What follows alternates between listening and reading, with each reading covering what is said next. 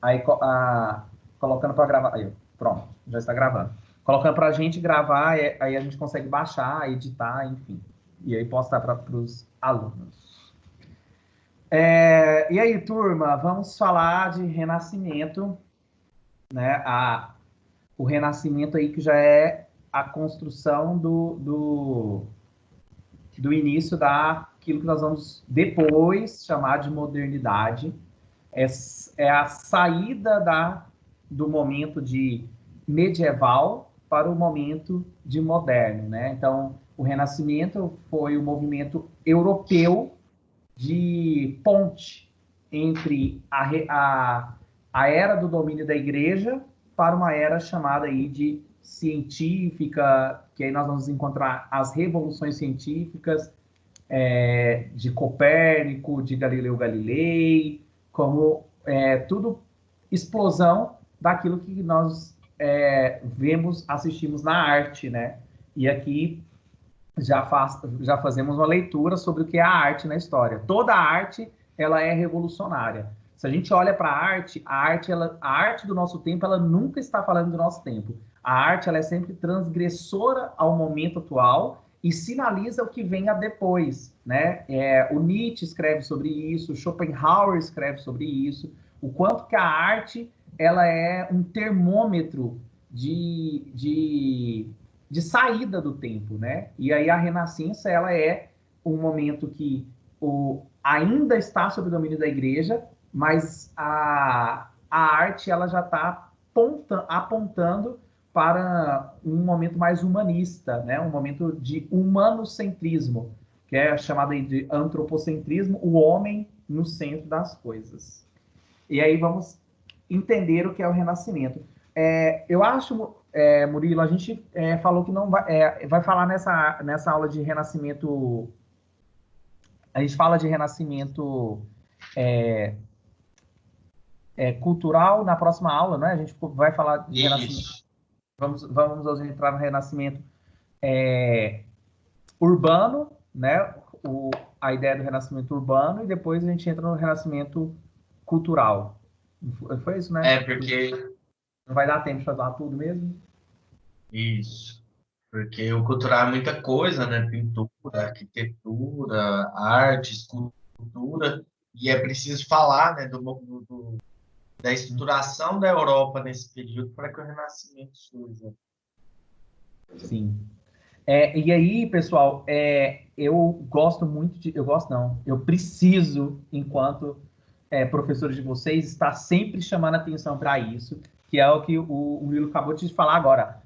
Na Europa. Nós não estamos estudando a história da territorialidade brasileira. E isso é muito importante entender. Por que é muito importante?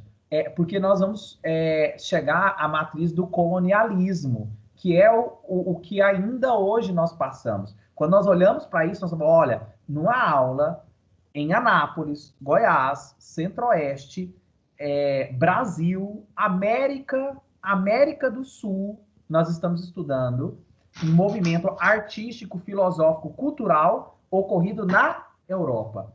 E isso é para entender que nossa matriz de pensamento não condiz com a nossa matriz de terra, né? O solo que nós pisamos, ele vai ser interpretado, a territorialidade aqui, ela é muito mais do que o território. O espaço aqui é muito mais do que espaço físico, porque é uma formação de ideias. Então, as ideias que a Europa estava produzindo, depois nós, enquanto brasileiros, latino-americanos, enquanto goianos, né, nós vamos receber tudo isso em forma de poder, em forma de construção histórica do que foi o Brasil, do que foi as navegações, né? O que nós chamamos de descobrimento, na verdade, não é nada de descobrimento, mas porque já existia o povo aqui, que foi desprezado pelo povo que chegou de lá, né? Então, tudo isso a gente precisa sinalizar. Nós vamos falar de renascimento europeu,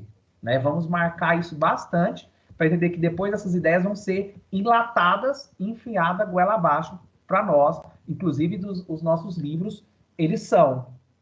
E aí o MEC trabalha bastante para sair disso, né, eles são formativos da cultura eurocêntrica, né? O que é o eurocentrismo? É pensar a Europa como matriz e como fundamento de tudo, né? A gente vai estudar nessa perspectiva de entender que isso forma a gente, mas também tem que ter crítica. E é algo que nós chamamos a atenção de vocês em ciências humanas a todo instante. Crítica. Não é só estudar a história da humanidade, mas estudar de forma crítica. E aí, vamos falar... pode ir. Pode dizer. Não, pode ir. Depois eu falo. Pode falar. Não, porque a gente pensando na ideia do renascimento, eu acho que é o que mais vai estruturar o nosso pensamento enquanto colônia, né? Enquanto Brasil colônia, e pensar que as estruturas das nossas cidades, a arte que vai ser produzida aqui, ela bebe totalmente do Renascimento, igual o Barroco, né?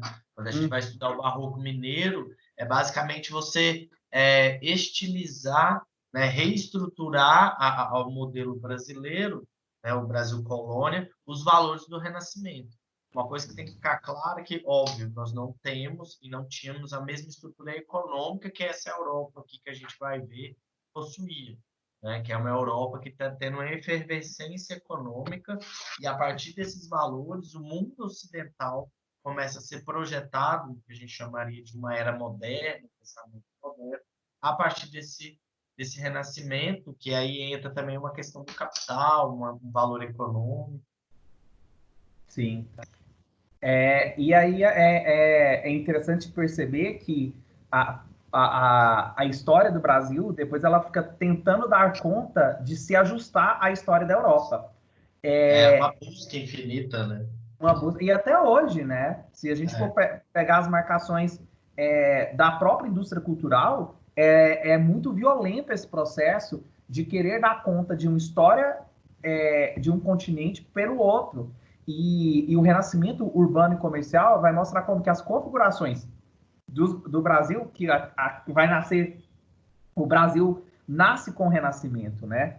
Ele nasce para eles, para a Europa, nesse momento. Inclusive, chegar no continente americano, chegar aqui, foi um sintoma do poder da ciência deles. A consequência das elaborações, né? Então, assim, o barco à vela é um fruto do Renascimento, né? Então, assim, a gente enquanto Brasil, e aí eu gosto sempre de falar isso, a gente já recebe o nome de produto, a gente já recebe o nome do produto que a gente tinha para oferecer, né?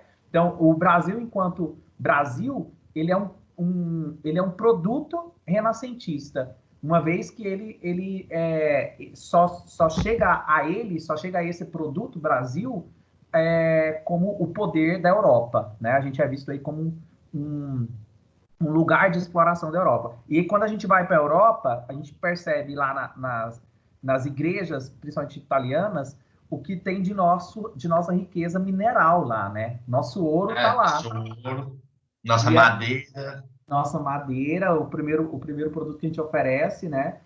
O primeiro ouro nosso é a madeira, e ainda hoje é muito ouro, né? A gente entendeu tanto que nós somos vistos como a potência da matéria-prima para o mundo, né? Não por acaso tem pesquisas norte-americanas nas nossas florestas, né? A gente ainda tem muito a oferecer enquanto riqueza para ser explorada. E aí, quando nós vamos falar agora renascimento urbano e comercial, é exatamente isso. A ideia de urbanismo e a ideia de relações comerciais, elas vão ser feitas não depois do feudo, mas a partir do feudalismo. Então, o que nós temos aí de marcação das características feudais, elas vão atribuir a nós o modelo de cidade e o modelo de comércio. Não é isso, Murilo? Eu queria enfatizar, porque assim, o modelo de cidade que a gente tem hoje, né, a estruturação de uma cidade como um local de poder político e poder econômico, ela ressurge, né, a partir desse momento. Por quê? O feudo era essa unidade. A partir do momento do enfraquecimento do feudo, né, de estabelecer um comércio, uma economia, né, as cidades têm um ressurgimento, uma nova configuração de cidade. As cidades voltam a ter o seu papel de importância. Do mesmo jeito que as cidades tinham um papel importante na Grécia, no Império Romano, né, e a partir disso, quando esses impérios caem, e aí a gente tem que estudar o feudo passa a ser essa unidade econômica, militar e política, né, entre os senhores feudais. Mas a partir do momento que precisa agora de uma nova economia, e aqui a gente vai falar de um ressurgimento das rotas econômicas, as rotas comerciais, e na última aula eu havia falado sobre as cruzadas, e a partir das cruzadas há essa nova configuração das rotas comerciais, a busca por especiarias, por novos produtos, a abertura do mar Mediterrâneo. Isso vai ressurgir, vai renascer novamente esses núcleos urbanos que passam a concentrar agora o valor econômico, o valor comercial, que traz de novo o que a gente vai pensar como uma cidade, local de produção e de emprego. Isso tem que ficar claro, né? Sim. E como que a construção da cidade, por exemplo, a gente chama Anápolis por o polis vem do grego, né? Da polis grega, mas ao mesmo tempo a gente, enquanto Anápolis, e você como especialista na história de Anápolis tem muita propriedade para dizer isso para nós, o quanto a gente já nasce com pegando aspectos da política grega, né? De aspectos da política grega, com a política renascentista, que tem um casamento aí já de igreja, né? A Anápolis é construída em volta de uma igreja. Nossa, então, falando isso, pode continuar, desculpa. Pode terminar, pode completar. É porque você falando disso, eu nunca tinha pensado por essa forma, mas realmente, igual você falando da construção de Anápolis, ela surge primeiro como uma rota de comércio, né? Você tinha ali não é nem mais os bandeirantes, né? Uma rota ali em busca de produtos que iam a Perinópolis, voltavam, e aí o ponto de parada era em Anápolis. Aí surge a igreja, depois da igreja surge o núcleo urbano ao redor, né? E esse núcleo vai crescendo, porque as rotas comerciais vão ficando cada vez maiores, e aí Anápolis vai crescendo até 1907, ela se torna oficialmente uma cidade, mas ela surge por esse valor espiritual, né? Surgimento da capela, da primeira capela, que é onde é a igreja do Bom Jesus. E aí, a Santana, e depois a Bom Jesus. E depois esse comércio, né? Essa efervescência do comércio, igual é o surgimento das cidades de Veneza, os Flandres, que são cidades completamente comerciais, né? A rota do comércio. Uhum. E o nosso traço aqui também, aí a gente lembra do berço da civilização, o traço da marcação do rio, né? O Rio das Antas, o Rio das Antas, o traço que é um traço o nosso rio ele não é de navegação, mas ao mesmo tempo a gente sabe que a vida ela se torna muito mais adequada próximo da água. Então eu precisava do rio como uma fonte para agricultura, isso. E aí a gente cresce em volta dos rios, né? Continua aí essa noção. E o renascimento agrícola e comercial, pessoal, é que a gente entende que nesse momento a gente está desconfigurando a estrutura feudal e partindo para uma estrutura urbana comercial que a gente vai chamar aqui de renascentista. E a gente precisa entender, já marquei isso, eu vou marcar novamente, é que a história ela é processual. Não significa que o homem dormiu no feudo e acordou dentro da fábrica, né? Nem. Então, dá essa ideia, né? Tipo, começou o mundo moderno, peraí, vamos mudar de roupa. Né? Moderno, sim. Inclusive uma marcação de pensar quando que um século começa, né? Um século, geralmente, ele começa quando tem um grande evento que a gente vai marcar como o início do século, mas é quando esse evento, por exemplo, agora a pandemia, né, ela vai colocar em evidência várias questões já elaboradas na história da humanidade. Então, esses aspectos eles são processuais, geralmente lentos, não são neutros. Todas as características que a gente pega, por exemplo, da Renascença, e a gente olha o que está por trás. Existe uma estrutura de poder, de quem, de quando aconteceu. Então, assim, tudo que se tem na história humana, enquanto elaboração humana, não é natural, é artificial. E aí a gente vai olhar por trás, a gente vai entender que existiam... Travou, Ítalo. Travou? Voltou? Voltou? Tranquilo o áudio? Oi, oi. Estão me escutando, gente? Aqui Eu sim. agora que eu voltei, eu tinha caído. Ó, tem uma mãe brava Nossa, aí. banho alface.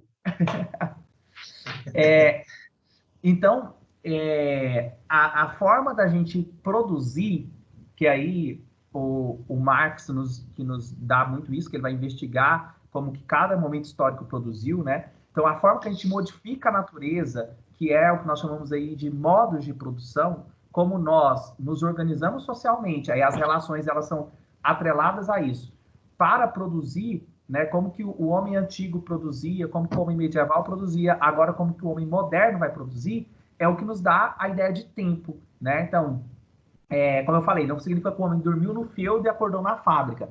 Então, eventos históricos, guerras, catástrofes, vão ser... Configuração de reinos. Configuração de poder político, né?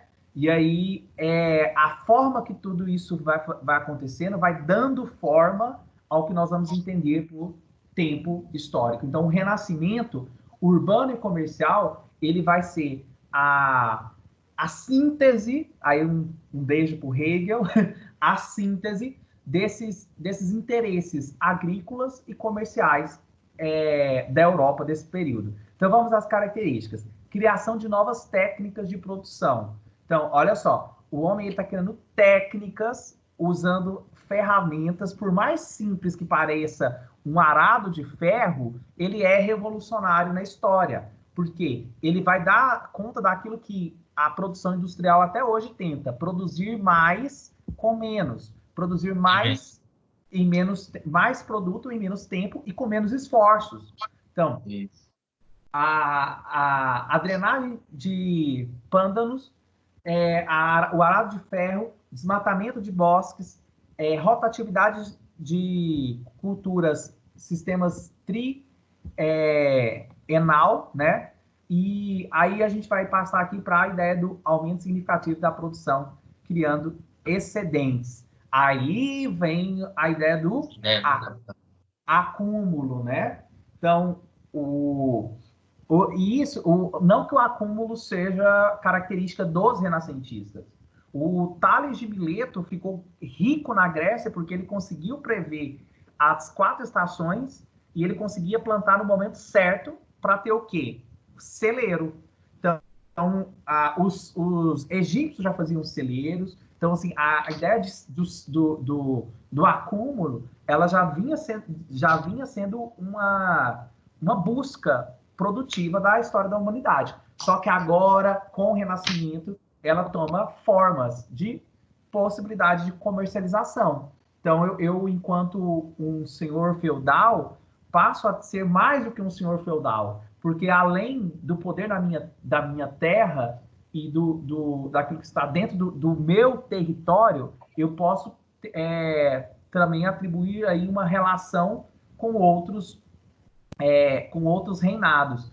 E aí o Maquiavel ele vai escrever muito sobre isso no Príncipe, que ele vai analisar essas relações de possibilidades de comércios e de relações, que aí, gente, também deixa de ser uma relação meramente do produto. Existe uma questão aí que a gente fala até hoje, que é sobre diplomacia, né, que é a relação entre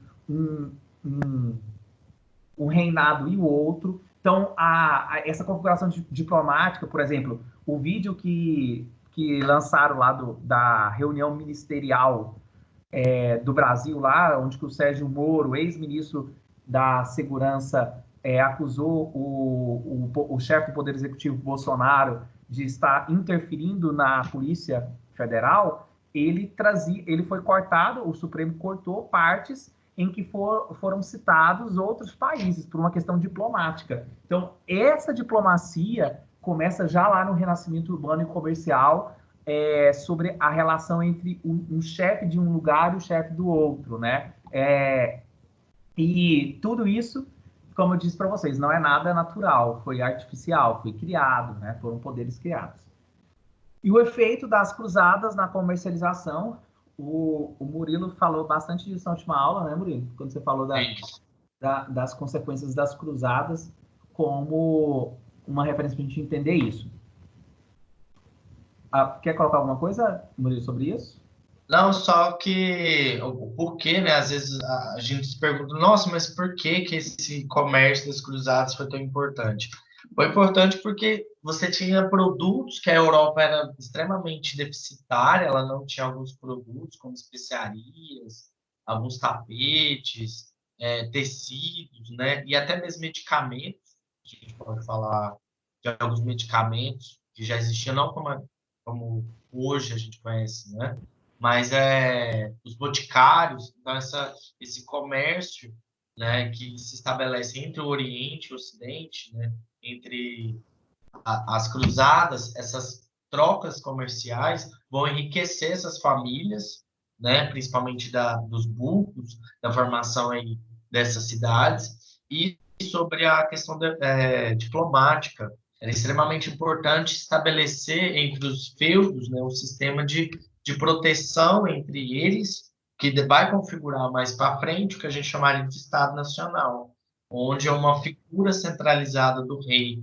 Mas antes dessa figura surgir, é preciso estabelecer essas conexões, e não é apenas de feudos vizinhos ou próximos, mas feudos que me trariam ali um conforto econômico, seja por produtos, por mão de obra, por troca de proteção. Isso a partir disso a gente começa a estruturar um Estado moderno, né? A partir dessas relações que vão se construindo, vão ficando cada vez mais fortes. E aí depois a gente tem a formação do que chamamos de contrato social, um contrato entre os feudos para formar mais para frente um Estado nacional.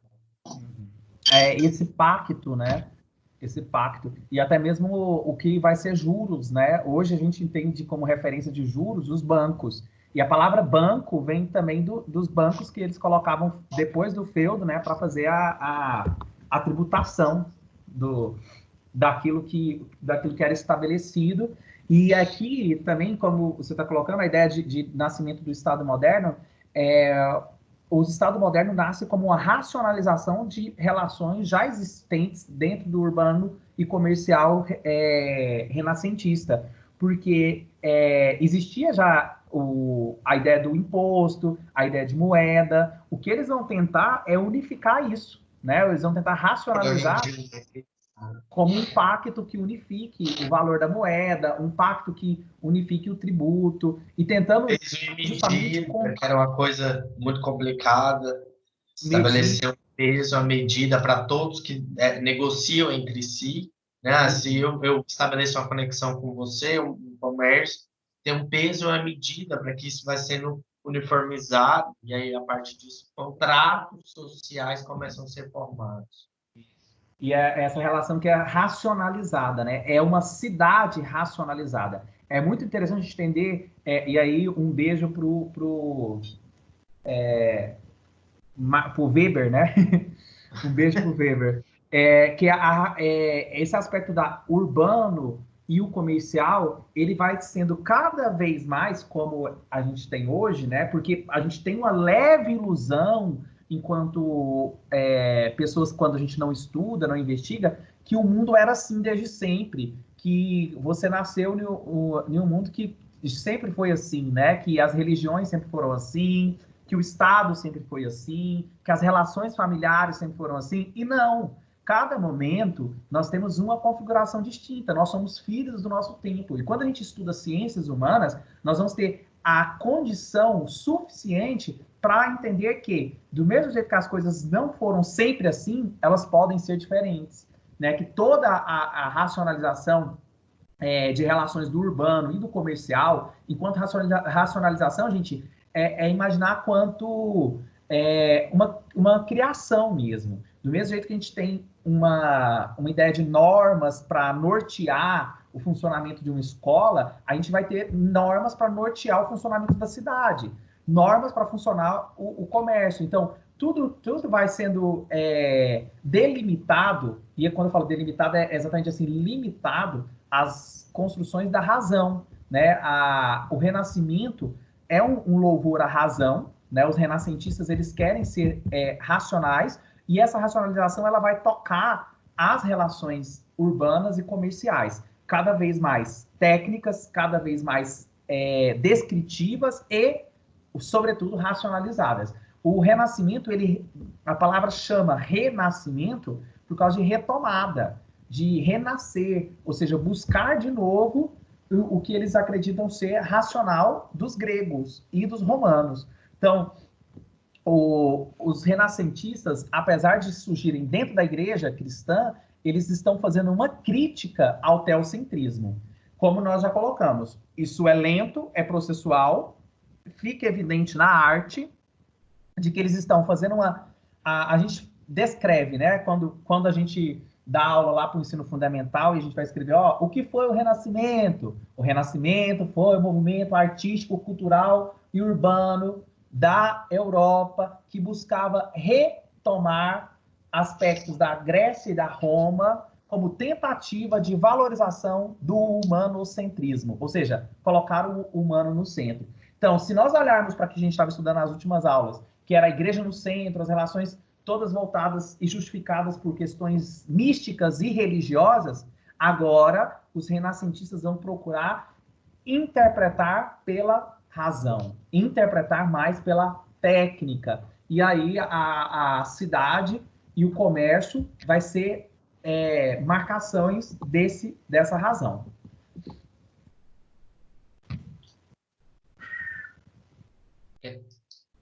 Vamos, então, falar do crescimento populacional e urbano. O que a gente tem aqui sobre uma nova forma de fazer, né? Fazer-se social. A gente tem a partir do Renascimento, para estar aproveitando o que a história está produzindo de racional, eu preciso estar mais próximo das cidades. Né? Se eu estou no campo, se eu sou, inclusive germânico, se eu sou bárbaro, né? Se eu estou fora dos muros, se eu sou fora da língua da cidade, eu perco o que está produzindo. É mais ou menos se o nosso desejo para estar perto aonde que o capitalismo está de vento em polpa, né?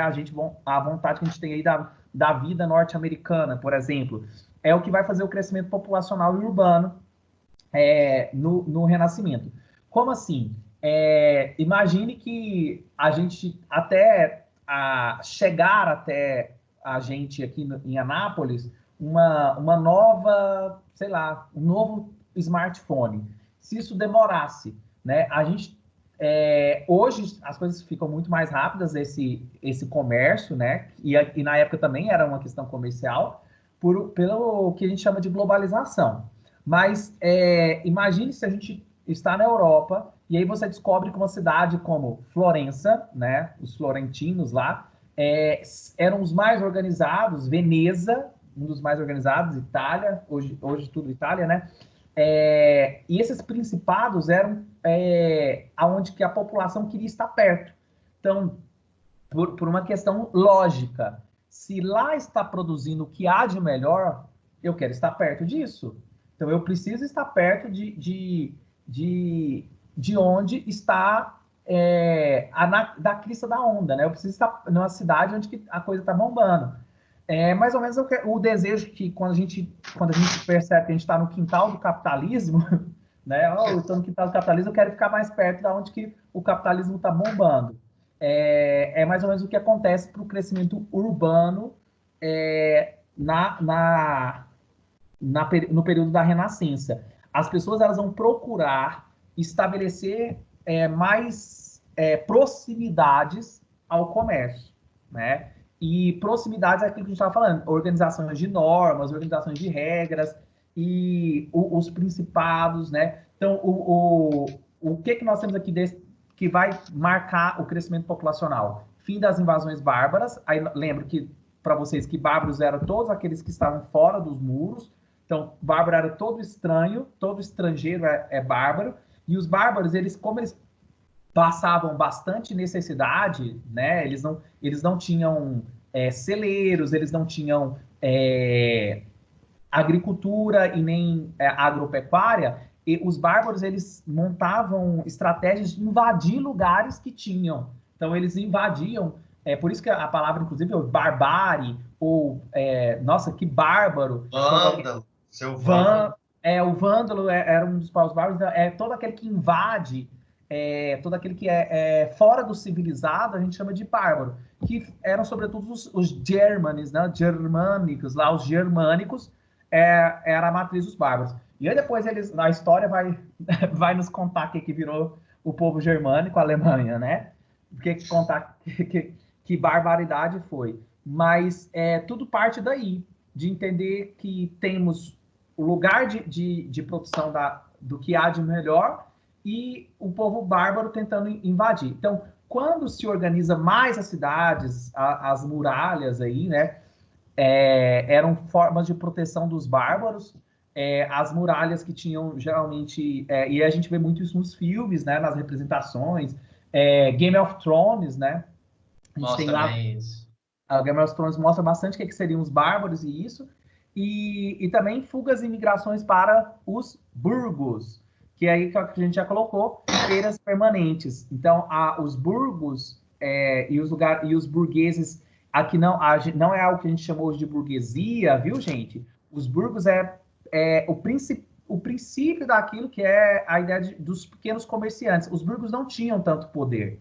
Eram pequenos comerciantes, eram pequenos feirantes. O que tinha poder mesmo era o rei, o reinado, o príncipe, ou o senhor feudal, né? Que era quem estava lá em cima, e o clero. Os burgos, eles vão, a partir daqui, que eles vão começar a se tornar mais fortes por causa de relações comerciais. Por isso a gente chamou hoje os donos dos meios de produção de burguês. Mas naquela época, os burgos eram apenas feiras permanentes que se estabeleciam dentro do espaço urbano. Vendendo artesanato, especiarias, produtos mais raros de se encontrar, né? E às vezes também pegando excedentes dos feudos, negociando, ou até mesmo vendendo o próprio dinheiro, emprestando dinheiro a juros. Eu só queria complementar também o que o Ítalo estava falando, que as invasões bárbaras, né, de todos esses outros povos que estão fora desses espaços, seja do feudo ou seja a cidade em si, porque que é importante, o fim das invasões constrói uma determinada estabilidade militar, porque a todo momento você tem uma série de invasões de bárbaros, isso tira o foco de uma produção, por exemplo, econômica, ou de uma plantação, desenvolver uma rota comercial, técnicas, pesos, medidas, ou mesmo construções arquitetônicas ou técnicas dentro da cidade. A partir do momento que você para de ter essas invasões dentro da Europa, né, essas invasões que estão todo momento tirando foco, as cidades podem começar a se organizar. Elas podem olhar para si e criar novas estruturas. E aí, a partir disso, você começa a construir essa sociedade com menos invasões, menos violência ou menos tumulto. Isso, não que as guerras acabou, que deixaram de existir, mas as invasões bárbaras, elas eram muito constantes e muito violentas. Então, a partir do momento que se acaba essas invasões bárbaras, né, a Europa começa a se estruturar, né, e a gente está falando de alguns locais, principalmente a Itália, né? Começa hoje Itália, né? Mas aquela região eram pequenas cidades-estados ou principados, como o Ítalo falou. A partir do momento que para essas invasões, a gente consegue agora estruturar e organizar esses espaços. O espaço agora pode olhar para si. Sim. E há aqui um alinhamento de linguagem, né? Que é O, a, importante, né? a língua, né? Assim, e aí, quando eu falo de linguagem, não é só a língua falada, mas também a língua falada.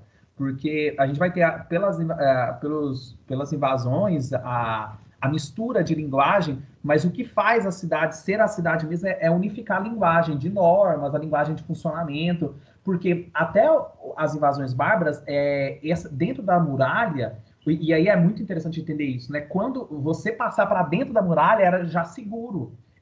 Mas ainda assim não era tão seguro, porque existiam invasões terríveis que eles devastavam toda a cidade para roubar o que eles estavam guardando de produção ali.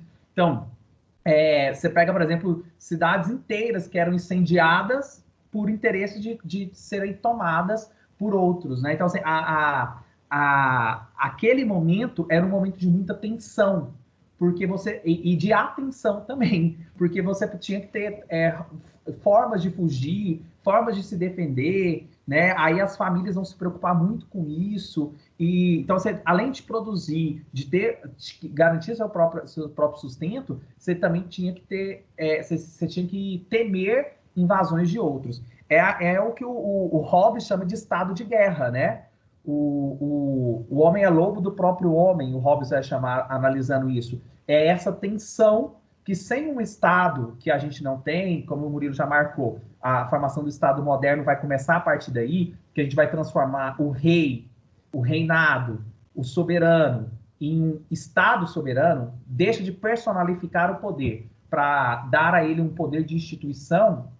Isso é lento, isso é construto lento, mas é fundamental entender que a gente vai elaborar o Estado pedindo uma segurança, né? Eu quero liberdade, mas eu preciso de segurança. E a segurança que essas muralhas nos garantiam, né? Eu estar dentro da cidade já era aí uma forma de garantir. Como eu disse, não era absoluto, mas era uma forma de estabelecer segurança. Eu estive numa cidade medieval que eu não me lembro o nome, mas ela fica entre. Eu não lembro bem a cidade, mas é uma cidade fantástica. Eu fiquei assim, encantado com as muralhas, porque são enormes, enormes. Você fica pensando, como que eles faziam para pular aquelas muralhas daquele tamanho? Como Mas nessa imagem representa guaritas, várias torres de vigilância e a cidade inteira cercada por muros. Algumas partes dessa cidade que eu fui, como é uma cidade que já tinha quebrado, tipo assim, já tinha sofrido várias invasões, mas era um sistema de segurança muito grande para tentar ali dar conta de um cercado, né, como mostra aqui na imagem, um cercado de território mais seguro para viver. Pode falar, eu Murilo. não sei se você já reparou, mas Anápolis tinha uma muralha, tinha um muro. Sério? Não sabia dessa. Quando você está saindo de Anápolis para Goiânia, você já viu um muro que tem do lado direito da BR? Tem um Sei. muro, você fala assim, mas o que é isso, esse muro no meio do nada? Porque não tem nada ao redor. É só um muro. Ali era um princípio que tinha se pensado em Em proteger murar a cidade. Anápolis, mas aí foi um processo que não deu certo. Mas tinha essa ideia, porque principalmente quando começou a construção de Goiânia, uma das ideias era proteger Anápolis de determinadas violências que poderiam. Porque, inclusive, Goiânia fazia algumas coisas meio tensas, assim, por exemplo. O governo da época pegava os moradores de rua, loucos, pegava esse pessoal e um dia, de madrugada, soltou esse pessoal tudo no centro de Anápolis. A prefeitura ficou com medo que isso permanecesse, ficasse constante, e pensou em construir esse muro, fechar Anápolis. Fecha Só que não Anápolis. foi para frente. Nossa. E é a mesma lógica que a gente pega os condomínios fechados, né? Isso. Pensar que o crescimento urbano e comercial, a gente pega, por exemplo, em Anápolis, tem condomínios fechados, Sunflower, o Alphaville em Goiânia, né? Você entra lá dentro, você está em uma outra cidade. E a mesma lógica cabe aqui. Quem está lá dentro vê a gente de fora como bárbaro, né? E é a mesma lógica de pensar que o que está de fora do muro pode vir a querer a minha riqueza, pode vir a querer tirar a minha liberdade. E aí você pega dentro desses condomínios fechados aqui em Anápolis, eles não têm muro lá dentro de uma casa para outra, porque lá eles se sentem seguros. E aí, claro que numa proporção muito menor do que nessas cidades feudais, mas elas também são cercadas de muralha e de vigilância, com câmaras de vigilância, Você abre mão da sua guaridas. cidade por uma segurança, né? Você abre mão, isso. E é a lógica desse crescimento. Só que, como nós colocamos, isso tudo é uma questão de poder, vai se organizando cada vez mais, né? Uma relação entre um urbano e o outro urbano, geralmente pela ponte comercial. Nós ainda temos a forte figura da igreja.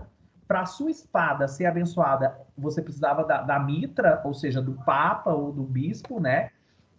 Geralmente, o clero e o senhor feudal, ou príncipe, ou principado, eles eram culminados ali, casados.